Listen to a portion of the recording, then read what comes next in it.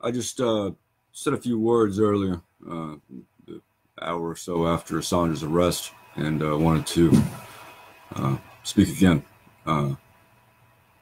ahead of. And I'll be giving some more formal talks over the next few weeks, already scheduled, that had already been scheduled. One of which will be for the Texas Library Association in Austin next week, and following that, the Tennessee Library Association in Chattanooga. And on both of those occasions, I'll speak more about specifics. But aside from all of the lessons and all of the sort of the specific issues revolving around Assange's arrest and his legacy and what he did and left undone and all of that, which are all extraordinarily important and need to be discussed clearly.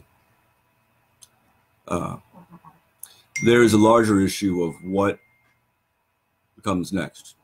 For good or ill, Assange, since about 2009, 2008 even, was the focus, the center point, the driving factor behind this movement, if we can call it that. This previously, largely non-existent, cohesive, articulated global movement for transparency, for opposition to government secrecy. There's very few unifying values to this movement if you look at the participant base beyond transparency. And even there, there's been different standards for transparency. There's been one standard that we have applied to states and to institutions of different sorts. We've applied it by force. We've applied it, absence reasonable mechanisms for that transparency to come about by the citizens themselves. We have applied it, directly as needed. Beyond that, there's any reasonable men can differ, and unreasonable men will also differ, as I've noticed. There are any number of values people can point to and say, this is what this movement's about. This is what WikiLeaks should have been about. This is what, this is what should and should not be permissible for participants in this movement. But of course, the whole time, it's always been a jellyfish movement. It's always been like anything without a cohesive charter framework.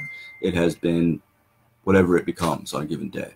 There was no one, even with a centralized figure, there was no one with the capability, nor should there have been, I suppose, to say this is what we're trying to do, and this is what these sacrifices are for, and this is how we define ourselves vis-a-vis the enemy. And here's what the enemy is, and here's why. Those are always things, whether it be the broader movement, whether it be specific groups like specific movements like Anonymous, Occupy Wall Street, some of the more singular focused, entities like Project PM, the group I used to have, Telecomics, all these lesser known groups that have come about in the last 15 years, and many of which had come about, after WikiLeaks.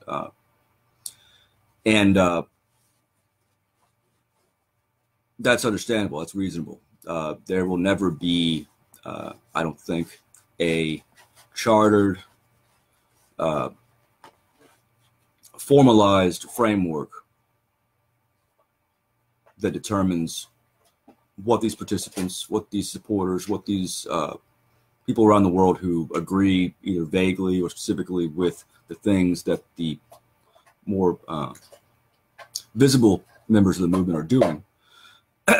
It's both impossible and it's probably not desirable.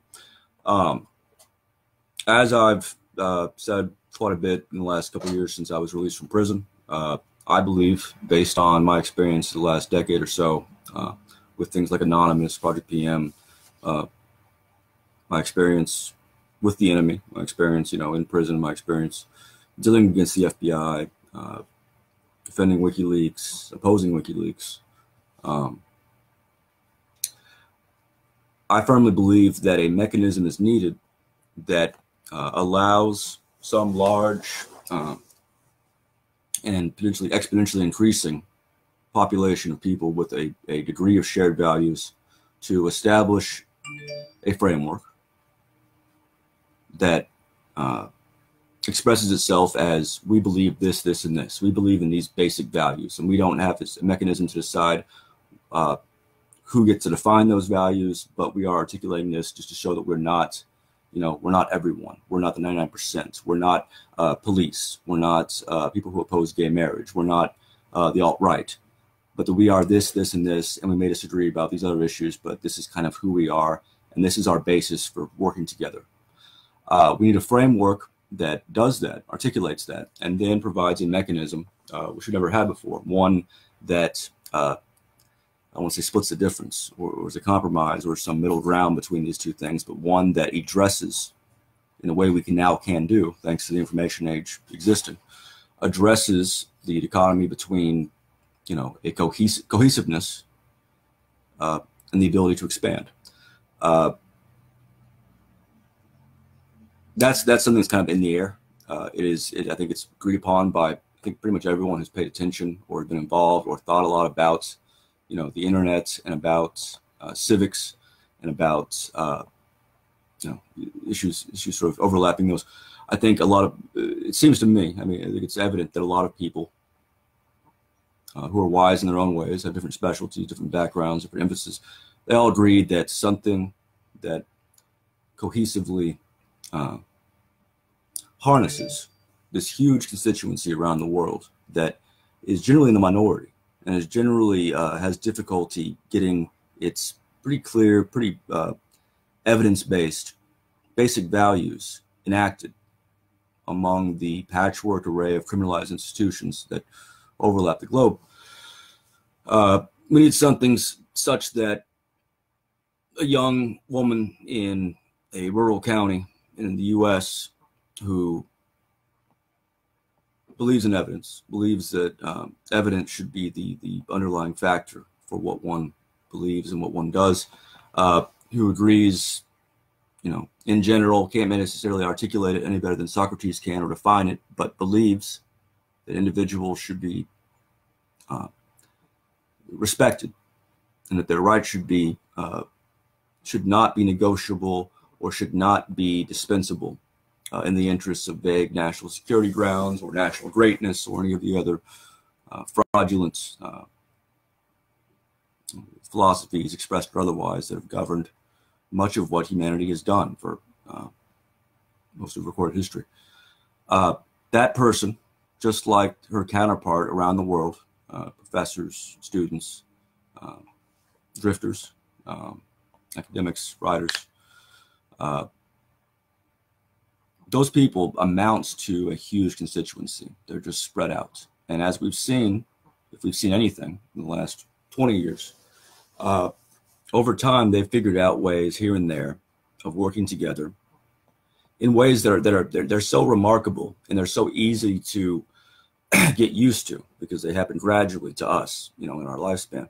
But historically, this is an extraordinary change. It's an extraordinary development, a fundamental development, to suddenly, for the first time in human history, have the ability whereby every single individual, theoretically, can collaborate. And they're not confined to their physical communities. They're not confined to their village. They're not confined to the tribe. They're not confined to the county. Not confined to a feudal unit of some sort. They're not confined to a nation state. And they do find, as they approach each other, that they agree on much more with each other than they do with their neighbors or with their fellow citizens or with their governments. And as they realize that, and as they see the haphazard and sometimes failed, but I think very educational attempts to make something of that, they get a sense over time that there is a solution, that there is actually something we can do, and that those who say that things will always be the same, people will always be the same, aside from being historically vastly inaccurate, aside from being easily dispensed with, that notion is something that can now be addressed. I don't mean 20 years from now. I mean, it's something that's already kind of being addressed automatically, and it's something that we can address in a way that is not just helpful. It's not just something that should be done. It's something that can be decisive. All that's needed is to get it right once. We can get it wrong over and over again. We have. I've had the unique opportunity to watch and to be involved in all kinds of attempts to harness this phenomenon.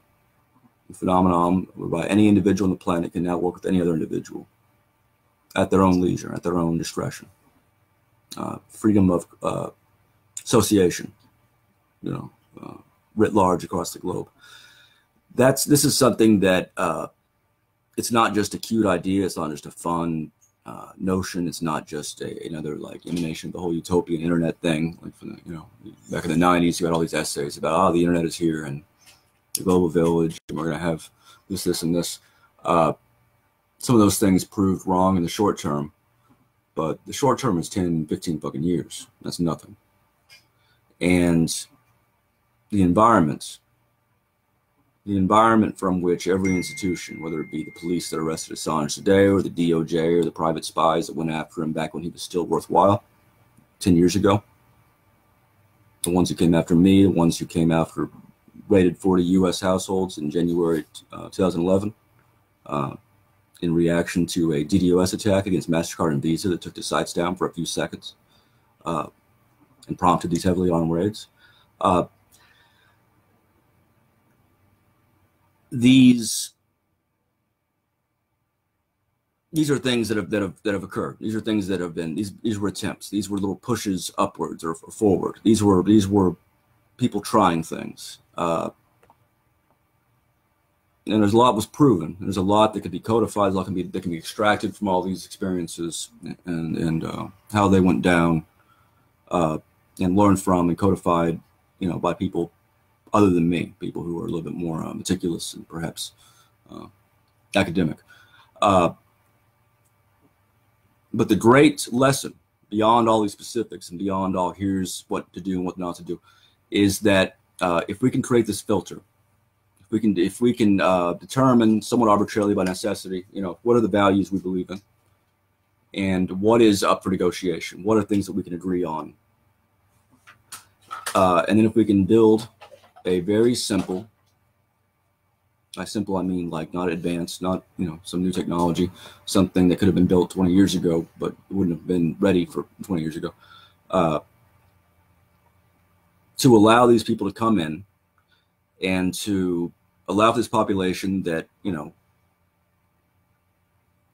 one that's now detached, no longer confined to the debates of a given polity, no longer confined to having to spend all their time arguing about evolution with their neighbor, or arguing about whether climate change is real, or arguing about whether it's okay to arrest children, immigrants, and separate them from their parents.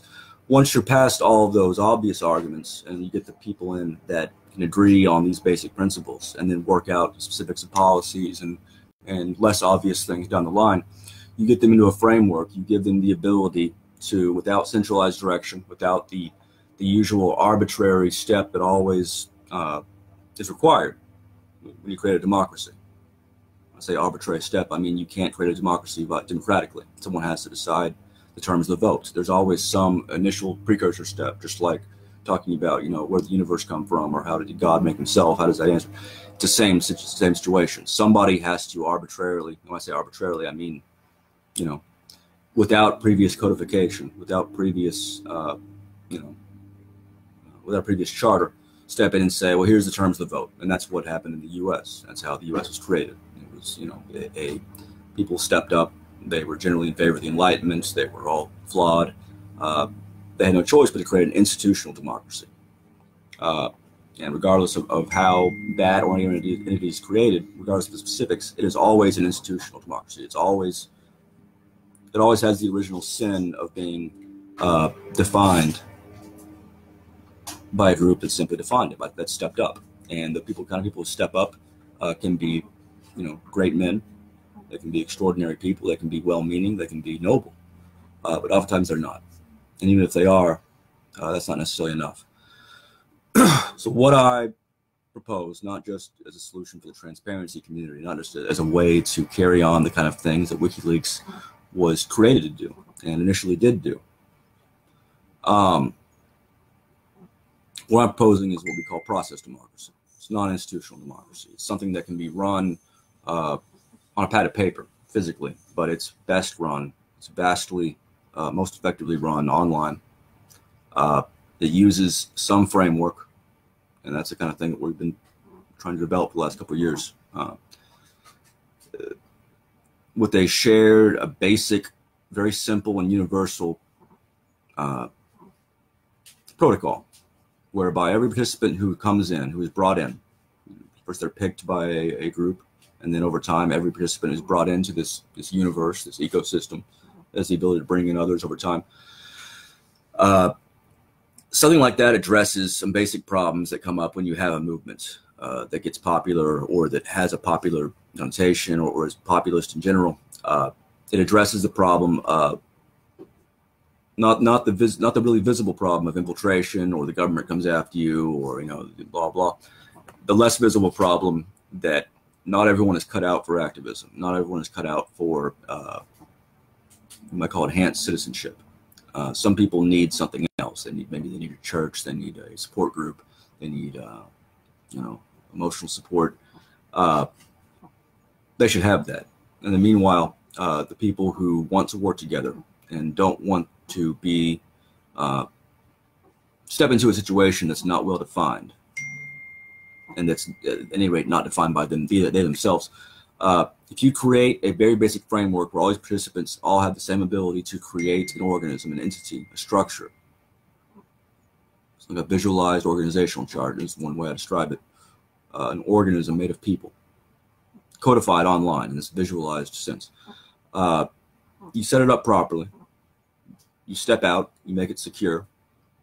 You put the right people in as a seed, as the beginning. You put in a couple thousand people who pass a certain measure, and you have an administration, a board of directors, or some entity that is involved in doing the necessary things of overseeing, servers, software, even in the age of distributed crypto and all that.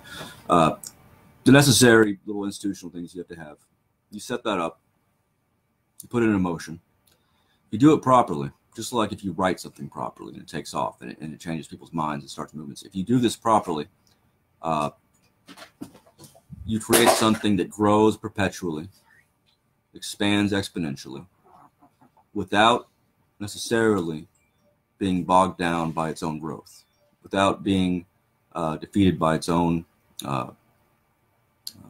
lack of focus, without being overwhelmed by the people who don't agree with these values. You set up something that, even as inevitably happens, even as people down the line get in that you yourself would not agree with, and that objectively just not only have no use to this, but are damaging to it or dangerous to it,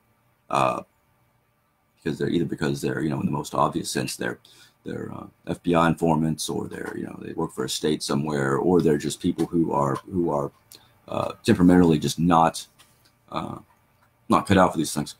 Again, like I said, those are the things that have always concerned me and have always been more of a problem from what I've seen than the actual, I'm someone who's been raided by a SWAT team. Nonetheless, it wasn't the SWAT teams that ended Anonymous and turned it into nothing. It was the fact that Anonymous was what it was, and it was only by luck and by a lot of sacrifices by generally networks of people who happen to find each other that it stayed viable for so long. And this is not specific to Anonymous. It goes back to Occupy, goes back to the anti-war movement in the 60s. It goes to everything. You either have a structure or you don't. And you have a structure, you're confined by that structure. And if you don't have a structure, you are a jellyfish. You are vulnerable to both intentional and non-intentional deficits. About a year ago, last 2 years or so, as I've my restrictions, from my probation and DOJ and BO oversight have relaxed a little bit. I've been speaking publicly at conferences and that kind of thing. And I've talked a bit about WikiLeaks. I've talked about my disagreements with Assange, and to put it mildly, talked about what I consider to be betrayals by Assange of his movement, of individual participants, of the people who've sacrificed the most to defend him, of the people closest to him. And again, as I've said earlier in these initial statements a couple hours ago, some of that is some of that is very public. Some of that is something anyone who really cares to know can find out by reading a few things. Some of it is not public, but I think will probably become more public, sooner rather than later. And in the process of doing that, and also putting together the Pursuance Project, which is the kind of the thing that I've kind of been trying to build for 10 years. It's originally what Project PM was created for those of you who are familiar with that, and which later became a crowdsourced research sort of entity focused on the intelligence contract and the private surveillance, espionage, sabotage industry that's kind of grown up since 9/11, particularly in the U.S. This was the original intent was to build this, was to build, we didn't call it process democracy back then, but it was to build what I now call process democracy. That's always been my intent, even when it was a vague intent, even when it wasn't necessarily a noble intent, even when it was, before, when I was even less mature and perhaps less of a natural activist than I am now. That was still the goal, was to build this, put it in motion, and to know that once it's in motion, it can't be stopped. In the last couple of years since getting out, I've done all the things necessary to build this, and they're all done. We have a board of directors with people like Brigitte Jansdottir, early WikiLeaks volunteer who left early on over her moral objections, former Icelandic member of parliament at WikiLeaks. I'm sorry, member of parliament for the Pirate Party. She's on the board of directors. Whistleblower John Kiriakou, the one person who went to prison over the U.S.'s torture program because he revealed it. Went to prison, wrote about prison just like I did. Wrote from prison about the wrongdoing of the VOP and was retaliated for it. People who have, some academics, professor at Bard University, retired professor from Case Western University, a couple of lawyers, journalists. That's the board of directors that we have. Alex Winter is a great guy. He's best known as an actor, but he has been involved in this transparency and information movement for a long time. Has proven himself to be just a great, tremendous, and consistent ally of this movement, and is very knowledgeable about it, and has made a lot of great documentaries on issues kind of overlapping here. People like that we already have. We've already convinced, look, this is the way to go. This can be done. It's the right thing to do. It is the only viable path forward that allows us to proceed in a way that is worth doing. It's just not just worth doing, but eminently, clearly, demonstrably worth doing because it will yield results. We have that. We have 2,600 people who have signed up or so. I'm not saying 2,600 as a evocation of the FBI-ridden 2,600 outlet, but it's about how many people we've had sign up for Pursuance, even with our pretty haphazard efforts at explaining what it is in the last couple of years. And we now have something that I've not yet announced, but I'll go ahead and start talking about it now, called the Process Congress, that has some of the same people. Naomi Colvin, ran the Courage Foundation until recently. She was doing an extraordinary job in difficult circumstances, trying to keep these aid efforts going for people who are still under prosecution or still under risk for their whistleblowing and for their activism. She resigned last year after Assange directed her to cut me off as a beneficiary, and she's on the board of Pursuance, and now she's on the Process Congress, I believe, if I'm remembering correctly. I can't remember if she's agreed or not. I think she is. A lot of these same people that, if you're interested in this movement, if you've watched this movement, that you in many cases, you're familiar with them and you respect them. Others who are less known or entirely unknown, but who are worth having. This Process Congress, which I'll explain more about when I give a speech in Austin, Texas Library Association next week, and I'll be talking about for years and years. This is going to help oversee this new initiative, which I understand that you'll have to excuse me. I can't really go into all of the reasons why this makes sense here. but we have written down some materials. I've spoken about it publicly a couple times, and we'll do a more thorough job of explaining what it is and what it will do. The bottom line is it's a implementation of process democracy. It's an attempt to establish something that cannot be, it can never be forced to rely upon the virtues of a single person. You don't want to do that generally. You definitely don't want to rely on the kind of virtues of someone who is also charismatic and capable of putting together a movement like that, such as Julian Assange, or even me. There's a lot of reasons for that, even aside from transparency and trust and all that. And one of them is that there's no reason for it. There's no reason to have a centralized directory. There no longer is a reason. It made sense in this previous environment that humanity grew up in, that our history was all written in, that kind of started to end last couple of decades, before it was possible to deal with anybody anywhere instantaneously.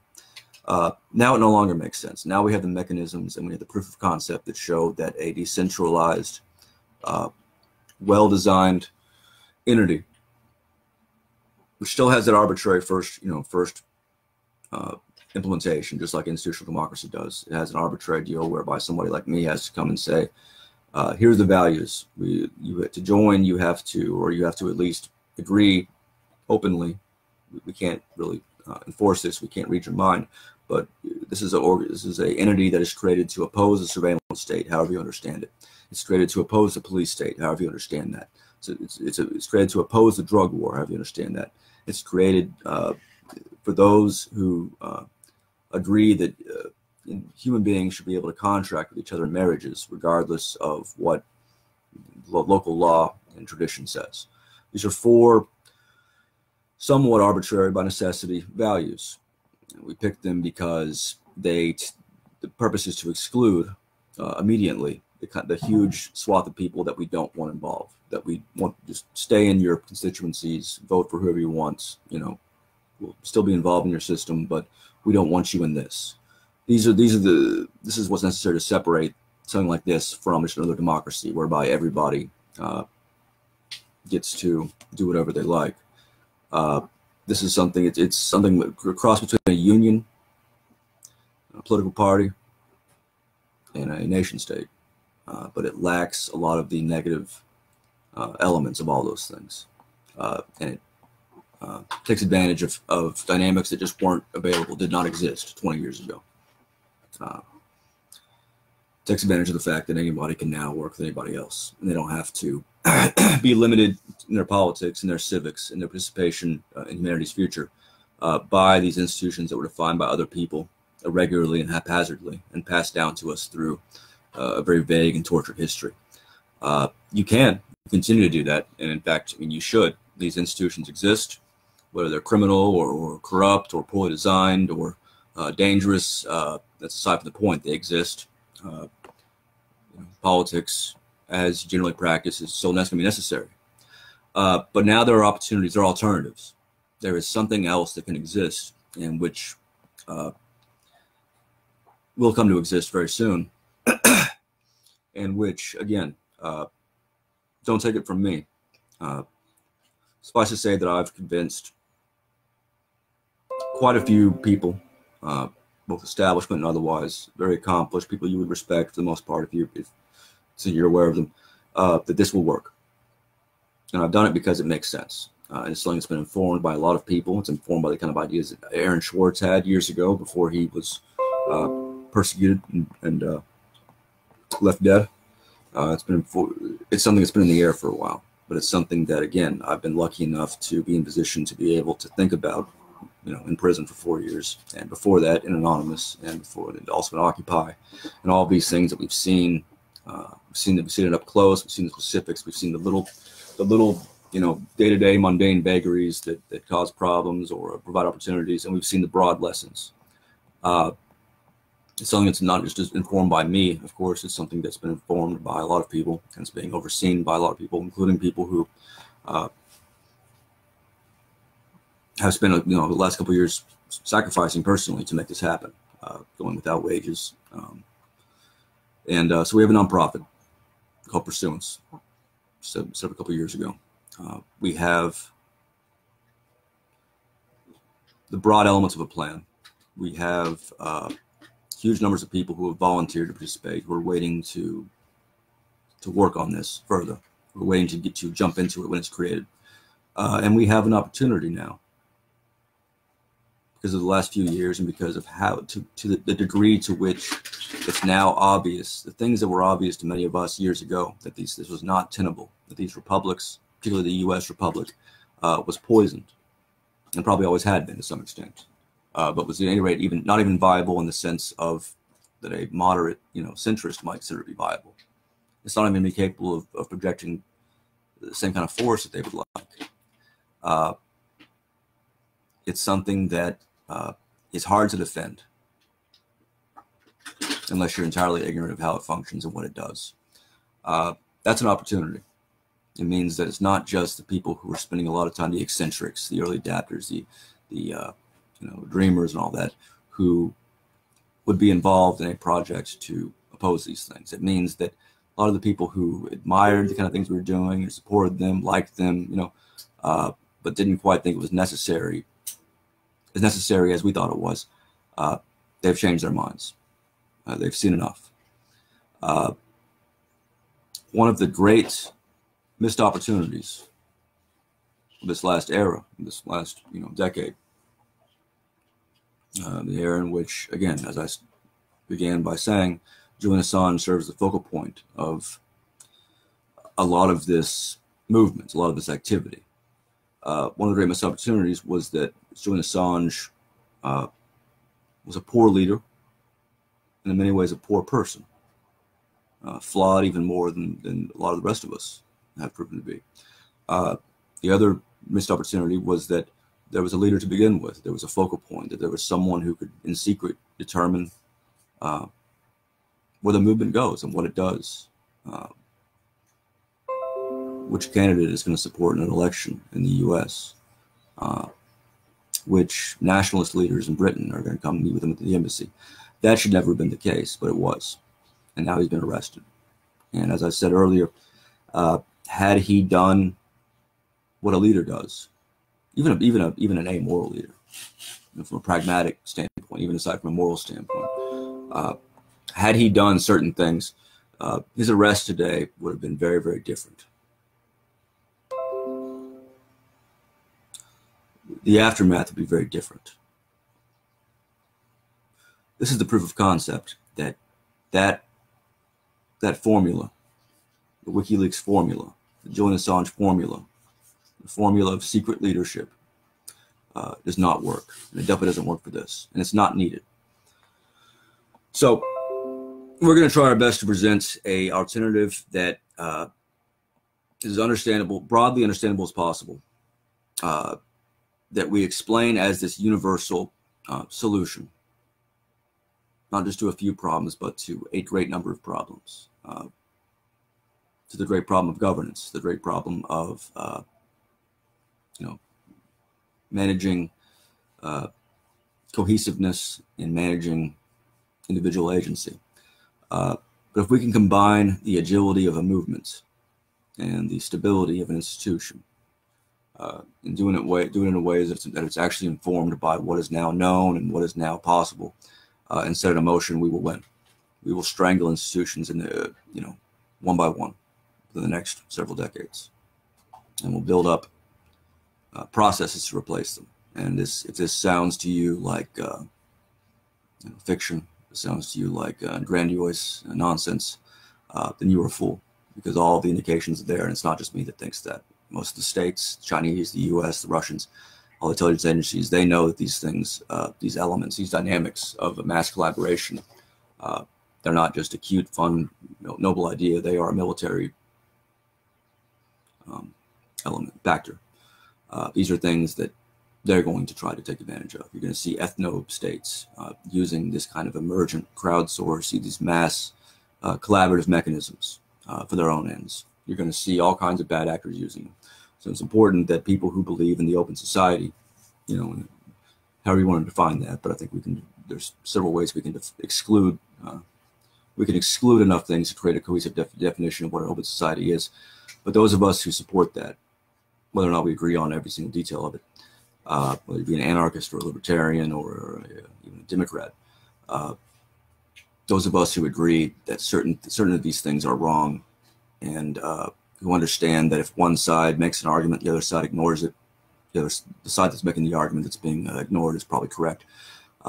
If those people can be made to see this, which they can, if they can be given the opportunity, which they will step up and participate in a new kind of civics, which is inevitable anyway. These kind of things are already kind of coming about. They've come about in very embryonic, very primitive forms. Even if this project, this thing I've been trying to get off the ground for 10 years, and now, thanks to the DOJ's own missteps, now I'm finally been poised to actually do it properly. I mean, thanks to their haphazard way of going after me and bringing attention to why they're coming after me and what the real point of this was. Even if this gets screwed up, even if tomorrow I, am found having died from what do you call it? So autoerotic asphyxiation, reading like Mein Kampf, or whatever I do, or whatever gets screwed up. These ideas, these elements are inevitable. You will have these civic entities. You will have these emergent, some global, transnational, procedure-based emergent civic entities. They will compete with nation states on many fronts. As time goes by, they will begin to, in some places, in some ways, replace them. Just as we've seen before throughout history, just as certain kinds of governments, certain kind of organizing principles that seemed like the only way and the only practical thing, everything else impossible, were all gradually replaced, sometimes very suddenly, by different kinds of organizations. It's happened over and over again. It can happen faster now because of the age we live in. We're going to try to get this right. There's really no good reason why we shouldn't.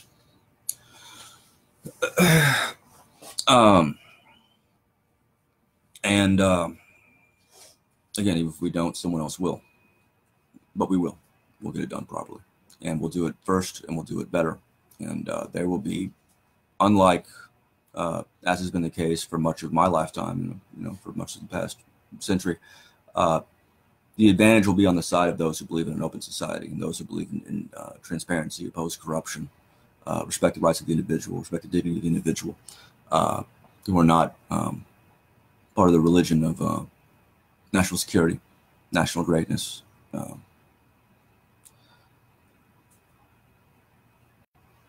And frankly, it won't be that hard.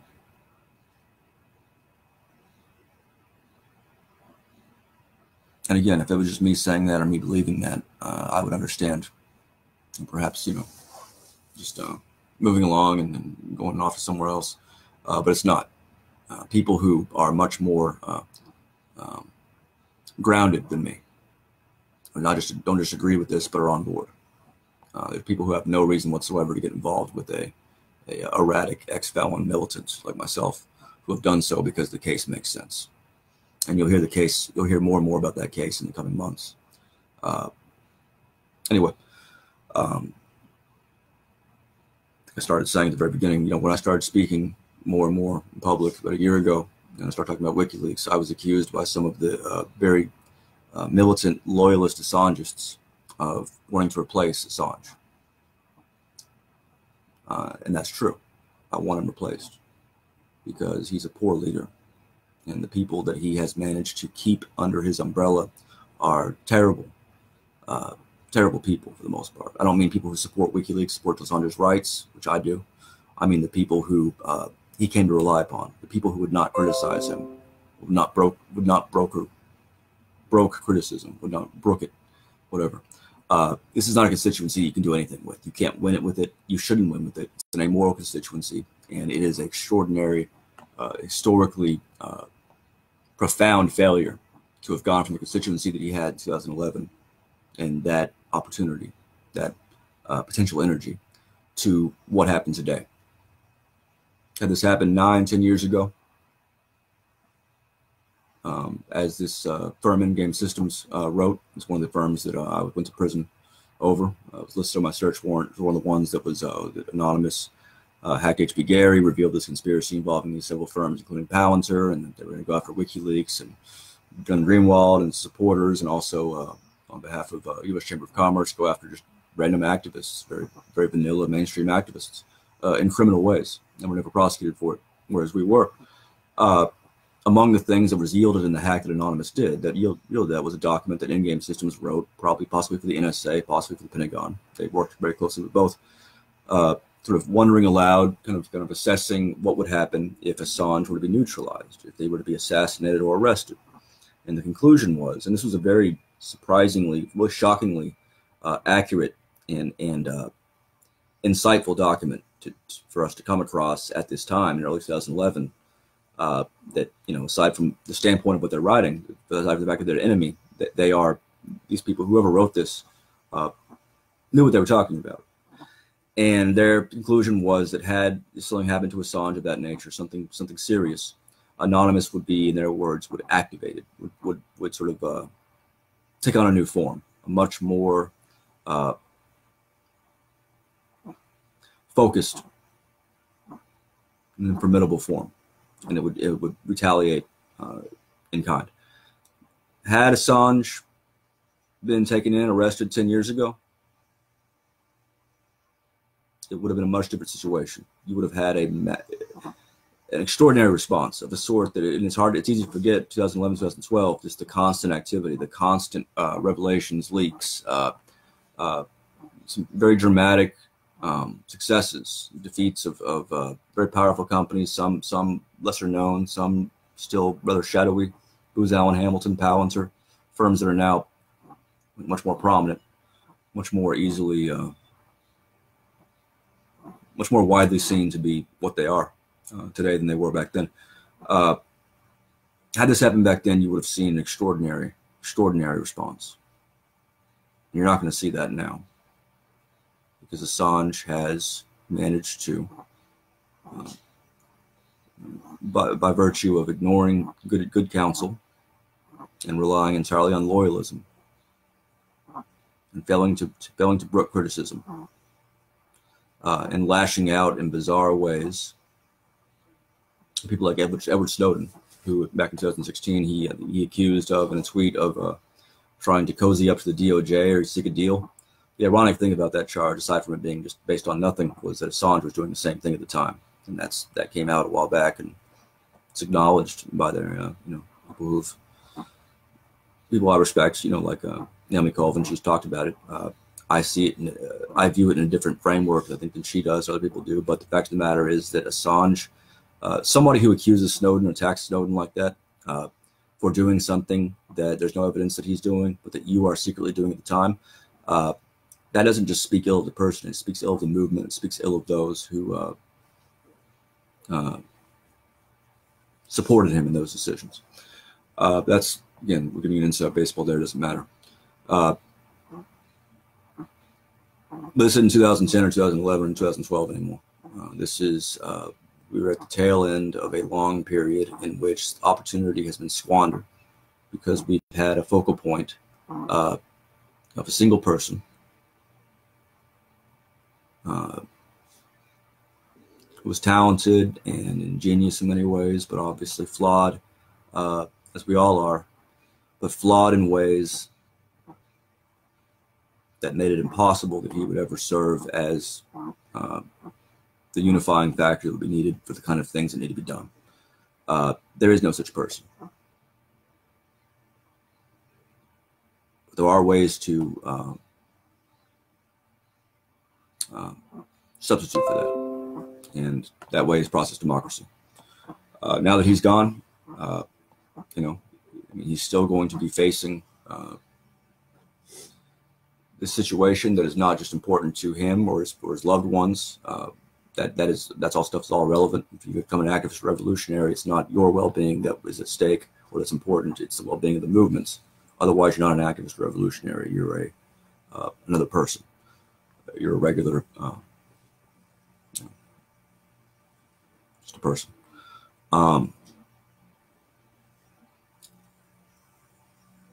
there's obviously a great deal at stake in what happens to him because of the precedents it's set, and because of the dynamics around it, and because of the U.S. and how it deals with the rest of the world, and because of journalism and free press and the issues that will center around that. The DOJ will absolutely use this case in a demented fashion. They will try to establish precedents by which to target other activists and journalists and just anyone who proves inconvenient in the future. They did the same thing in my case, where they tried to criminalize linking before ultimately dropping those charges after a great deal of opposition from groups like the EFF and that sort of thing. They will do that. They will use this because these are people who, even when they're just sort of cynical people who just are there for a salary, a lot of them really believe in the state, and they believe in this state, the U.S., and they believe that it is ultimately right. And regardless of how much you agree with them, they tend to be wrong about a lot of the specifics on that, on what it is the U.S. does that's right, and what it is that others do that's wrong, and whether or not the U.S. as a whole, or even its little parts taken together, does more harm than good in certain areas. These are not people that are easy to understand. Their motivations are difficult to follow if you are somebody who really cares about getting things right, understanding things, and being just. They operate on a whole different plane than us in general. Those of us who are, I don't know, different. They are the enemy. It doesn't matter that Assange has done extraordinarily cruel and ridiculous and unnecessary and unhelpful things in the last few years. They are ultimately the enemy. How that enemy is defeated, that's something that is going to be determined not by who can scream the loudest and who can, who can make the strongest, best sounding case that, this person's under fire, this person's under prosecution, we have to support him no matter what. That's not how you defeat an enemy like that. You defeat the enemy by being entirely honest and candid about your own movements, holding to higher standards than the enemy, and not allowing any chinks in your armor that can be exploited by the enemy. The problem is never that someone can lie about you. The problem is when people can tell the truth about you. One should never be able to tell the truth about you and have it hurt. To the extent that they can, you are not the hero you believe yourself to be. Anyway, there's a little bit of information here and there in speak talks we've given, both myself and Claire Peters, who's the director of Pursuance at Aaron Schwartz Day last year, for instance. That's online.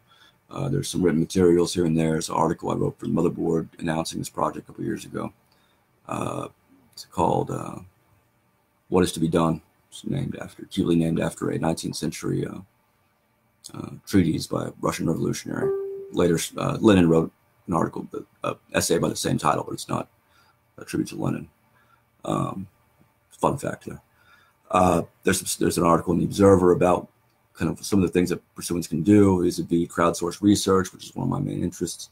There's some other materials here and there, mostly accurate, and there'll be more, I promise, that will explain this more cohesively, that will give a more specific sense of what kinds of things that are already being done can be done better with this, and what kind of things that already exist can be integrated into this to the extent that they choose to do so, and what kinds of new things, what kinds of new organisms, new ways of working together can be developed from this. Both the things that we've thought of that we think are still generally better than most of the alternatives, and the larger mechanism whereby those who will outthink us in how you build a network of people, how you make a workflow to run your local civic network, to reform your city, or how you do prisoner support, or how you reform prisons, or how you do all the things that need to be done as well, that are already kind of being pursued, and those things we haven't thought of yet in ways that we haven't thought of.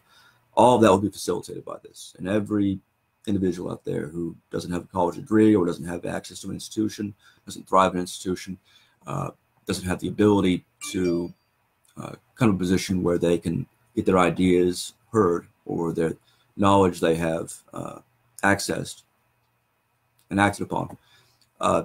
With this, they will have that opportunity in a way very similar to very similar to how they did in 2010, 2011 with these movements and these groups that did a much better job than our governments do of identifying and harnessing talent and goodwill.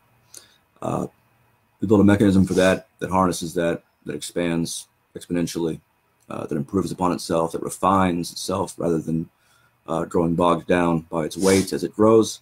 You do that right, and ultimately you have a solution all of a sudden, rather than just a series of problems. And so that's what needs to be done. Thank you.